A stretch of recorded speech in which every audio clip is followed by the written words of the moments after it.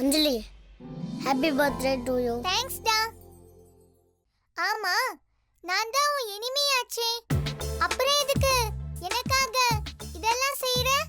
இதை பாரு அஞ்சலி, நீ எனக்கு ஸ்கூலில் மட்டும்தான் நீங்க வீட்டிலலாம் நான் எதிராகவே நினைக்கிறது இல்லை.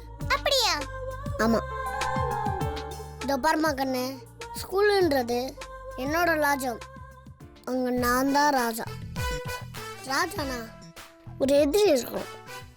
எதிரி இருந்தால் தான் லைஃப் போர் அடிக்காமல் இருக்கும். ஓ அப்படியா? ஆமாம், பின்ன எதிரி நல்லா படித்தா நம்மளும் நல்லா படிக்கணும்னு தோணும். எதிரி ஸ்போர்ட்ஸில் ஃபஸ்ட்டு வந்தால் நம்மளும் ஃபஸ்ட்டு வரணும்னு தோணும். எதிரி ஜூனியர் சூப்பர் ஸ்டாரில் நடிச்சுக்கிட்டு இருந்தால் நம்மளும் ஜூனியர் சூப்பர் ஸ்டார் மாதிரி ஆகணும்னு தோணும். ஆனால் எதிரி நம்ம எட்ட முடியாத உயரத்தில் இருக்கணும். எனக்கு உன்கிட்ட பிடிச்சது படிப்பாக இருந்தாலும் சரி, டான்ஸாக இருந்தாலும் சரி, இல்லை பாட்டு, ஸ்போர்ட்ஸு, இப்படி எது எடுத்துக்கிட்டாலும் என்னை விட ஒரு படி நீண்டா மேலே இருப்பேன். தெரிஞ்சா சரி, இப்பவாவது ஒத்துக்கிட்டியே. உன்னை தூக்கி போட்டு மிதிச்சுட்டு உன்னை தாண்டி எல்லாத்துலேயும் நான் ஃபஸ்ட்டாக வரணும்னு எனக்கு ஒரு ஆசை. தலை, நீ தான் அஞ்சலிய படிப்புல தாண்டதே இல்லையே.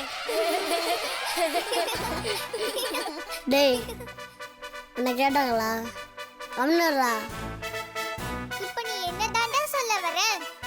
எதிரியை ஜெயிக்கிறதை விட இந்த உலகத்தில் பெரிய சந்தோஷம் வேற எதுவுமே இல்லைம்மா. சரிடா, நான் தான் உன்னோட இனிமையாச்சே. அப்புறம் ஏன் நீ என்னோட பர்த்டேவை கொண்டாடுற? அங்கே தான் விஷயமே இருக்கு. உங்களை எதிரியாக பார்த்துருவாங்கள லூசு மாதிரி எல்லா இடத்துலையும் எதிரியாகவே பார்த்துக்கிட்டு இருக்கக்கூடாது. அவங்களுக்கு ஒரு கஷ்டம்னா நம்ம தான் உதவி செய்யணும். நான் என் நாகராஜா செத்து போயிட்டா நான் அழுதுட்டு இருக்கேன். நீ சிரிச்சிட்டு இருக்கியா? அஞ்சலி, என் தோழி, மீண்ட நாள் எதிரி. உனக்கு ஒரு பிரச்சனைனா நான் விட்டுருவா? உன் நாகராஜா சாகலை. அவங்களுக்கு பர்த்டேனா மனசார வாழ்த்தணும். ஹாப்பி பர்த்டே டு யூ அஞ்சலி. பரவாயில்லையே,